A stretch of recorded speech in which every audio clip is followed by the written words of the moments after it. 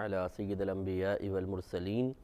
اما بعد فاعوذ باللہ من الشیطان الرجیم بسم اللہ الرحمن الرحیم۔ الحمدللہ الہادی پروگرام میں جیسے کہ آپ کو معلوم ہے کہ ہم ایک موضوع کا انتخاب کر کے آپ کے سامنے اس سے متعلقہ آیات مستند تفاسیر کی روشنی میں ذکر کرتے ہیں، اور ابھی جو ہمارا کچھ پروگرامز پہلے جو ہمارا ٹاپک چل رہا تھا وہ اطاعت رسول، اطاعت باری تعالی اور اتباع کا تھا، اور وہ اس پر ہم کافی کلام کرنے کے بعد پھر ہم نے اطاعت کے مضمون کو ہی آگے چلاتے ہوئے کہ اطاعت کا مطلب ہی یہ ہوتا ہے کہ اللہ تبارک و تعالی یا اس کے رسول کریم صلی اللہ علیہ وسلم کے حکم کے جواب میں کسی عمل کو اختیار کرنا، تو یہ اطاعت ہو جاتی ہے۔ تو اطاعت کے لیے لازم سی بات ہے، پہلے ایک حکم ہوگا، حکم پر عمل ہوگا، تو پھر احکام کی ضرورت پیش آتی ہے کہ احکام ہوں تاکہ ہم اطاعت کریں۔ تو یہ آپ کو عرض کیا تھا کہ مسلمانوں کو چاہیے کہ کم از کم، ویسے تو حدیثوں میں بھی بے شمار احکام ہیں، لیکن کم از کم چونکہ ہمارا پروگرام قرآن سے ریلیٹڈ ہے تو قرآن کے جو احکام ہیں انہیں مسلمان جانے کہ کن کن چیزوں کے بارے میں اللہ تبارک و تعالی نے احکام ارشاد فرمائے ہیں، تاکہ ان میں جو پھر اطاعت کے پہلو نکلتے ہوں ان پر ہم غور و تفکر کریں اور اپنے آپ کو اللہ تعالیٰ کا فرما بردار بندہ بنائیں، اور اپنی کم علمی کی وجہ سے اگر ہم کسی گناہ میں مبتلا ہیں، خطا میں مبتلا ہیں، اطاعت کے سلسلے میں کوتاہی میں گرفتار ہیں، ان کوتاہیوں کو ختم کیا جائے۔ تو پچھلے پروگرام میں دو تین پروگرام سے ہم طہارت کے بارے میں کلام کر رہے تھے، اس میں ہم نے آپ کو پانی کے بارے میں کچھ بتایا، پھر وضو ہے، پھر غسل اور تیمم کے بارے میں۔ اب جو ہے وہ حیض کے بارے میں اللہ تبارک و تعالی نے کچھ باتیں ذکر کی ہیں، وہ میں آپ کی خدمت میں عرض کرتا ہوں، اور اس کا بھی تعلق ایک جہت سے طہارت سے ہے، کیونکہ میں پھر تھوڑا سا یہ تمہیداً عرض کر دیتا ہوں، ریگولر سننے والے تو یقیناً اس بات کو سمجھ گئے ہوں گے کہ نجاستیں دو طرح کی ہوتی ہیں۔ ایک نجاست ایسی ہوتی ہے جس کو ہم دیکھ سکتے ہیں، چھو سکتے ہیں، اس کی اپنی کوئی اسمیل وغیرہ ہوتی ہے، جیسے پیشاب ہے۔ اس قسم کی نجاستوں کو کہتے ہیں نجاست حقیقیہ، اور بعض نجاستیں ایسی ہوتی ہیں کہ شریعت تو ان کو نجاست کہتی ہے، لیکن اگر شریعت نہ بتاتی تو نہ ہم انہیں دیکھ پاتے، نہ وہ چھونے کا ان میں کوئی تصور ہے، اور نہ ان کی اپنی کوئی اسمیل وغیرہ ہوتی ہے، تو انہیں کہتے ہیں نجاست حکمیہ۔ اس میں ایک تو بے وضو پن آتا ہے کہ جب انسان بے وضو ہوتا ہے تو یاد رکھیں کہ اس پہ ایک ناپاکی طاری ہوتی ہے جو ہمیں نظر نہیں آ رہی ہوتی، لیکن یہی وجہ ہے کہ اللہ تبارک و تعالی نے ہمیں بے وضو حالت میں نماز کے قریب آنے سے منع کیا ہے۔ دوسری پھر نجاست حکمیہ ہوتی ہے جنابت، یعنی جب انسان پہ غسل فرض ہو جاتا ہے، اس حالت میں بھی ہم مسجد میں نہیں جا سکتے، میں نے احکام آپ کو بتائے، نہ قرآن پکڑ سکتے ہیں، نہ نماز پڑھ سکتے ہیں، نہ طواف کر سکتے ہیں۔ اس کے بعد ایک اور نجاست حکمیہ ہوتی ہے جو حیض و نفاس ہے۔ یہ بھی ایک ایسی حالت ہوتی ہے کہ جب یہ خواتین پر طاری ہوتی ہے تو ان کے لیے نماز دیکھیں منع ہو جاتی ہے، روزہ رکھنا منع ہو جاتا ہے، اور جب وہ پاکی کی حالت میں واپس آ جاتی ہیں تو نماز تو مکمل طور پہ معاف رہتی ہے، یعنی اس زمانے کے اندر بھی معاف تھی اور بعد میں اس کی قضا بھی معاف ہو جاتی ہے، لیکن روزوں کی قضا انہیں کرنی ہوتی ہے۔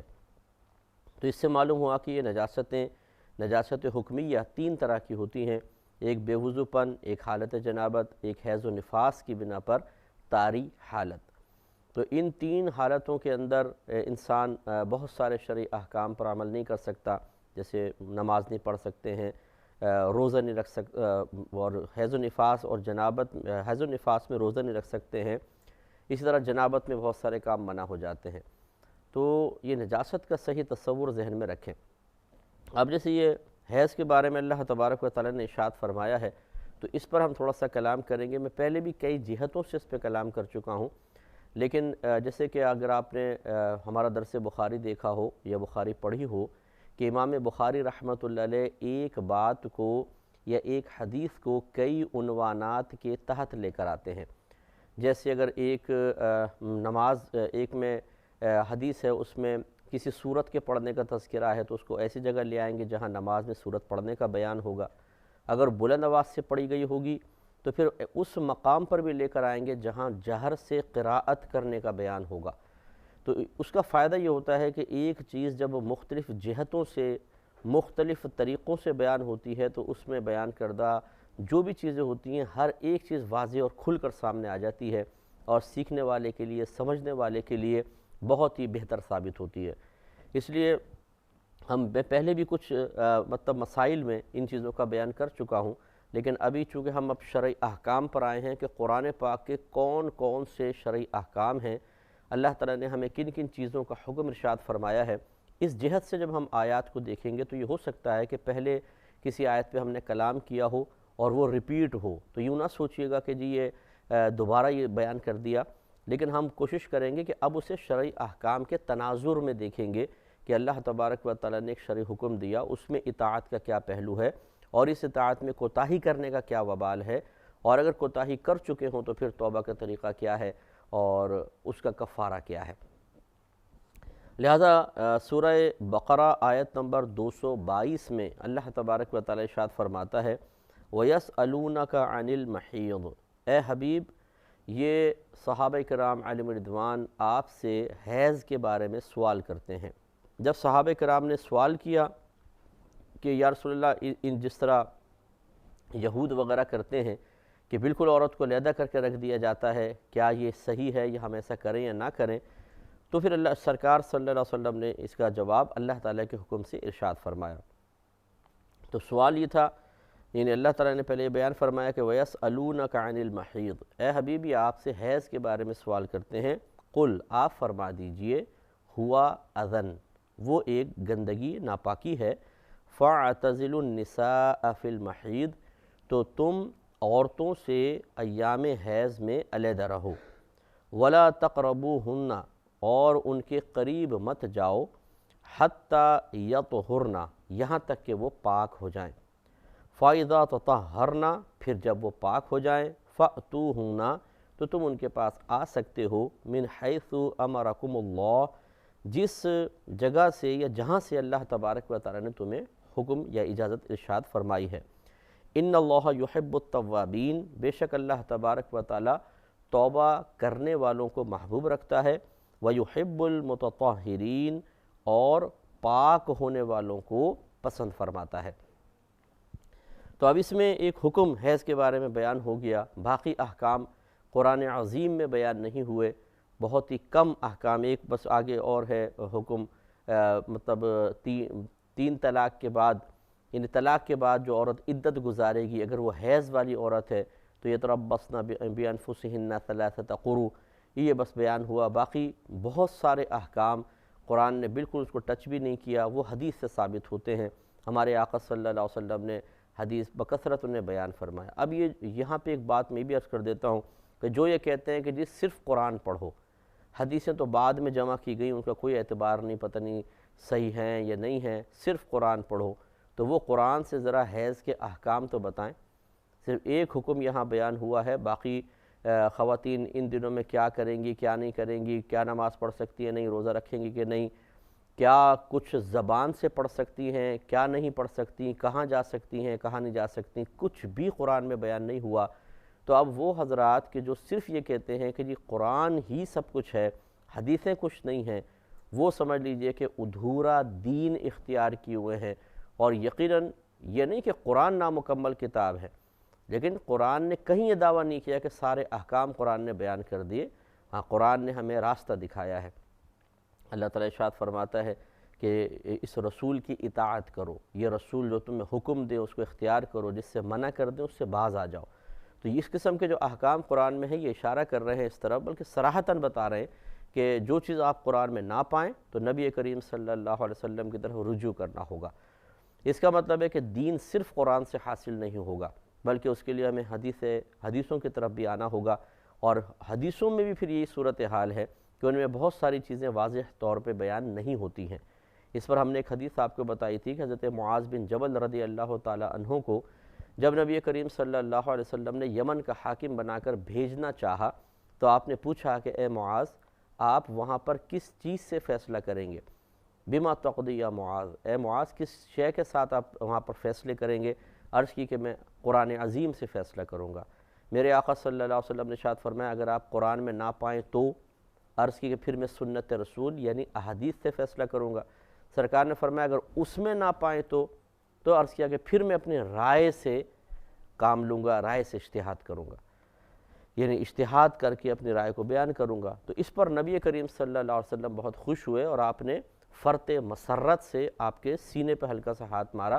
اور ارشاد فرمایا کہ اللہ تعالیٰ کا شکر ہے کہ اس نے رسول کے قاصد کو اس چیز کی توفیق عطا فرمائی جس سے اللہ تعالیٰ اور اس کے رسول راضی ہیں۔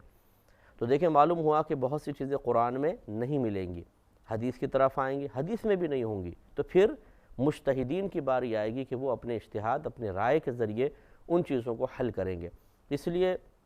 سب سے پہلے قرآن، اس کے بعد حدیثیں اور اس کے بعد پھر فقہا کی آراء، اس کا بہت زیادہ مطلب اعتبار کیا جائے گا۔ اب جو صرف قرآن تک محدود کر دے تو یقینی سی بات ہے کہ نامکمل دین کے ساتھ زندہ ہے، اور اگر وہ حدیثوں کی طرف نہیں آتا ہے، یعنی کوئی اگر یہ کہے کہ جی حدیث وہی ہم بس لیں گے جس کا مضمون قرآن میں بیان ہوگا،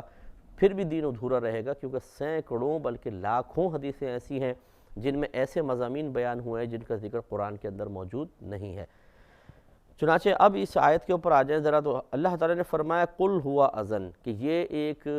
ناپاکی ہے، فاعتزلوا النساء فی المحیض، تو تم عورتوں سے ایام حیض میں علیحدہ رہو،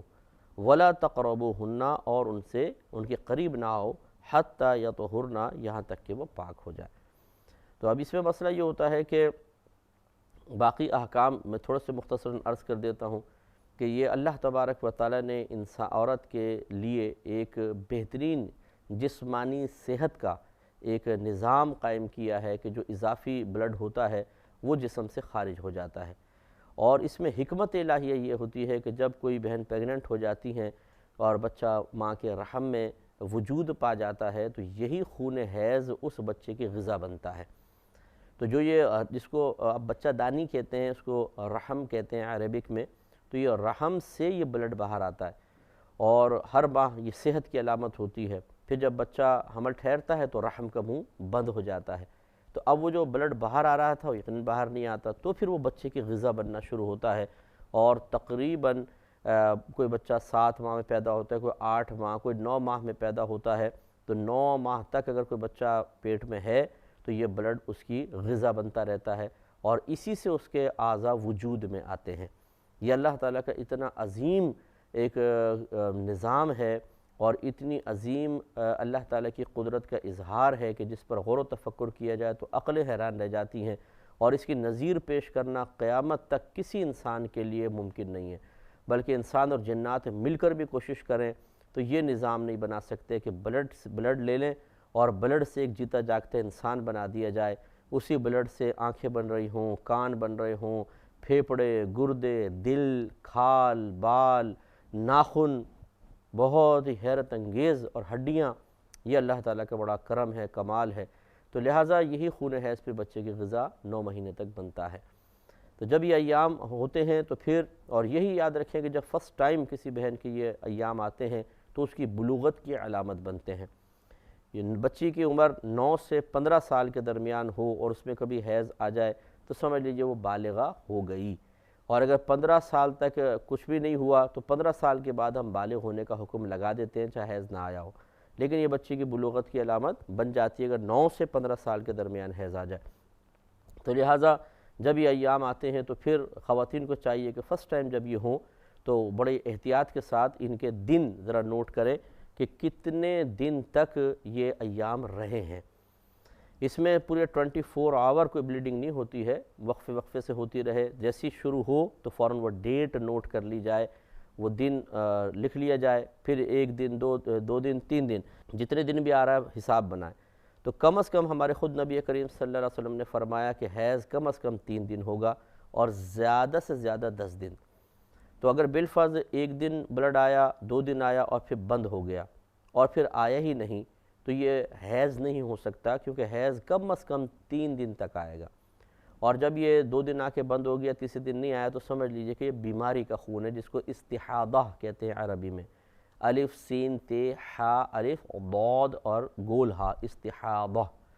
تو یہ بیماری کا خون ہوتا ہے۔ بیماری کے خون سے نہ نماز معاف ہوتی ہے، نہ روزہ معاف، نماز وغیرہ پڑھنی ہوتی ہے،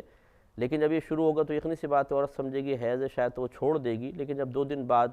تیسرے دن بلڈ نہیں آیا تو پھر وہ نمازیں وغیرہ اسٹارٹ کرے گی۔ اس پر میں انشاءاللہ ابھی مزید کلام کروں گا نیکسٹ پروگرام میں۔ وآخر دعوانا ان الحمدللہ رب العالمین۔